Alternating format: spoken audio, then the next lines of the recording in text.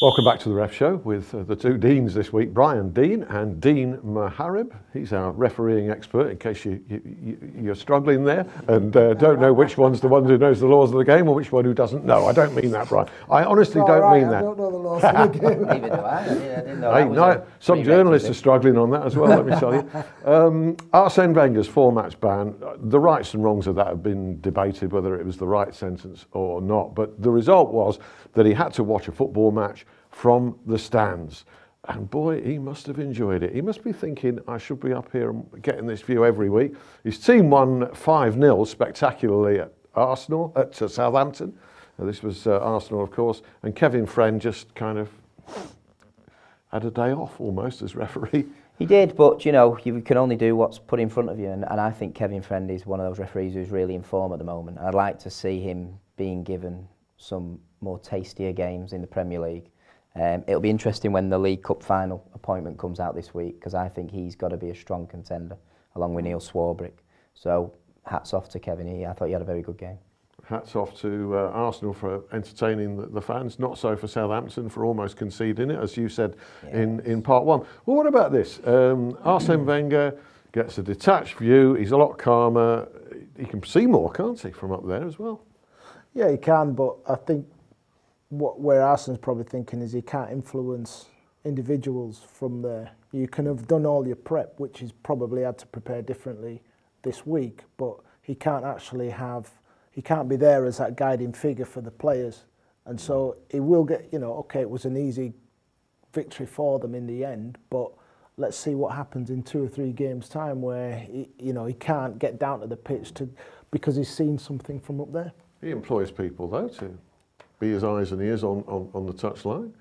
He can signal and get messages through. Yeah, but the problem is sometimes when you can see it from up there, by the time it gets down there, sometimes it's too late. So can't you see more from up there? Yeah, What of course can you see can. from down there? Yeah, because you can see the patterns, you can see the shape of the team, you can see where there are potential issues. But I think that it's probably the tradition of it now. I know Nigel Pearson was doing it a lot, and certainly, having managed myself, I think that it would be nice to be able to go and take a comfy seat up there, but that it's you don't get the adrenaline going. No, you don't get the adrenaline going, which means that there's no anger spillage, which means there's no abuse of fourth officials, or pushing them or anything like that, so everybody's a winner. I'd like to know how much as a player you are influenced from the technical area. I mean, can you hear? Do the messages get through as... It's not that. I remember once we played, when I was at Middlesbrough, sorry, I keep bringing up my old career and stuff. Fine. But that's what you're here for. When I was at Middlesbrough, we beat Manchester United 3-2 at Old Trafford, and we were 3-0 up at half-time, and Alex Ferguson wasn't at that game. Yeah, I remember that. So that figure on the touchline is seeing everything, and that's what the influence is all about. You need somebody there, authoritative, who the players are answerable to, and that's the difference. So it's psychology, really? It's psychology. It's also considered now to be part of the show for a manager to be part. Some managers play up to it as well. I'm on TV. They expect me to be animated and whatever. That's the interviews after the game. But no, everybody approaches it differently. But I just think, knowing what I know, that it's that figure that influences the players on the pitch. Yeah.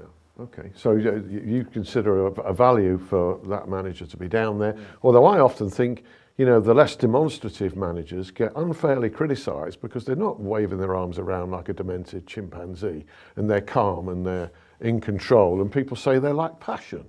So it kind of exposes them to unfair criticism, in my view. Yeah. Let's praise a few referees. Obviously, a standard setter of a game on Friday night, live on TV, was the Midlands Derby, Derby 2, Leicester 2, and Mark Clattenburg was in charge. So that got the weekend off to a fantastic start, did it not? Excellent non-penalty in that at the end with Robert Huth, because live I thought it was a penalty, and when the replay was slowed down, it's the ball hits Huth's knee, and then goes onto his hand. I thought that was an excellent decision by Mark Clattenburg. Other referees to do well. Well, Craig Pawson, Liverpool won, Wolves 2. Liverpool had a penalty claim at 0-2 in that. I don't know whether you had a view on that, Yeah, but otherwise... I mean, I thought he got them right, the penalty shouts, the ones that he turned down, the one that he gave. I thought Craig refereed very well. I think he's on a decent run of form. I was more concerned with one of the assistant referees, Mark Scholes, who was clearly behind play, made 2 or 3 offside errors.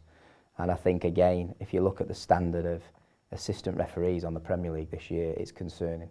And I think they need to make some changes at the end of the season and bring some of these select Group 2 lads through and give them the opportunity. I'm surprised they haven't been given the opportunity already. Is that something you've noticed at all, Brian? Line calls? Do you think we're getting more of them wrong? Or do you think it's about the same as usual? Not the same for me.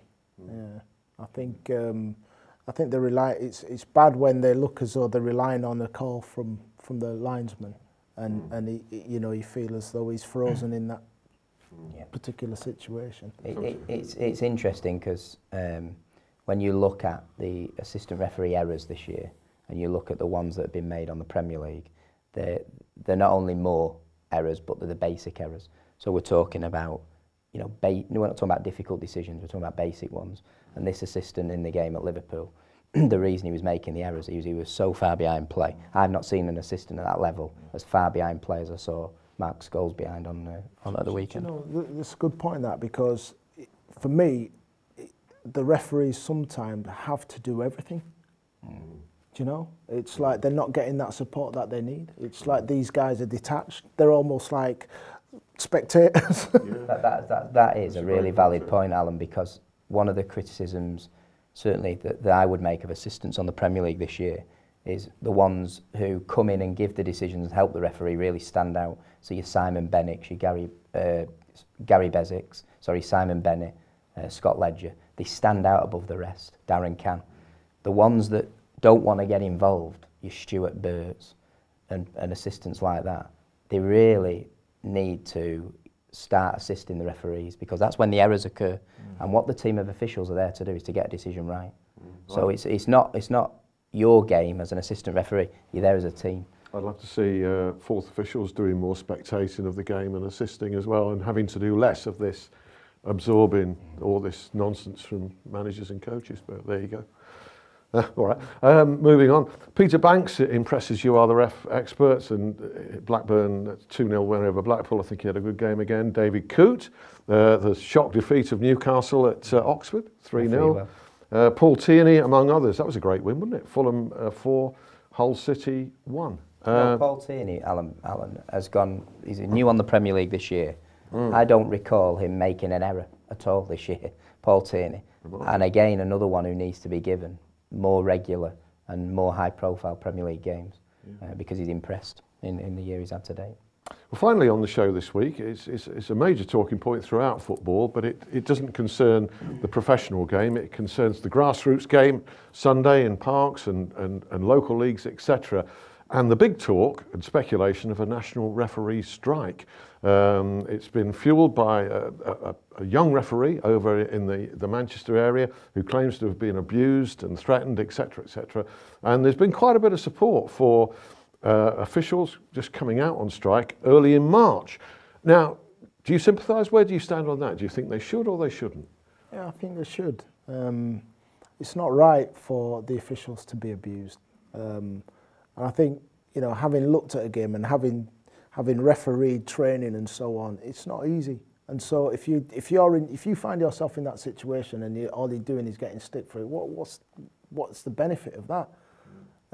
People have to be more respectful of referees at that level as well. Well, they've been pushed a long way, so you can sympathise and understand how they feel, except that the feeling, I believe, is well less than unanimous among referees. It seems that maybe the majority are not in favour of that stuff. You Are the Ref, for instance, Keith Hackett has come out and said, no, he favours education and severer punishments from the FA. What do you think? I think the main problem here is that the FA have watered down the Respect programme from its implementation in 2008, when Brian Barwick, who was then the chief exec, said it's #1 priority.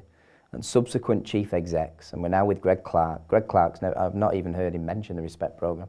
So I think it has to be led from a national level. I agree with Keith. I don't think a strike will resolve anything because the games will still take place. Clubs will just appoint their own referees. Managers will referee the games. Scouts. So yeah, so that won't solve it.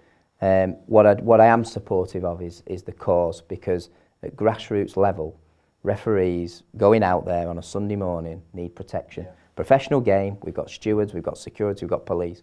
Grassroots referees need to be protected, and until the FA do something severely about it and start eradicating players who abuse referees, handing out tougher sanctions, nothing's going to change. I think we all agree on that. Dean Mohareb, Brian Deane, thanks very much indeed. Thank you to you for being there to watch us go through another ref show. We're back with the Premier League next week. See you then.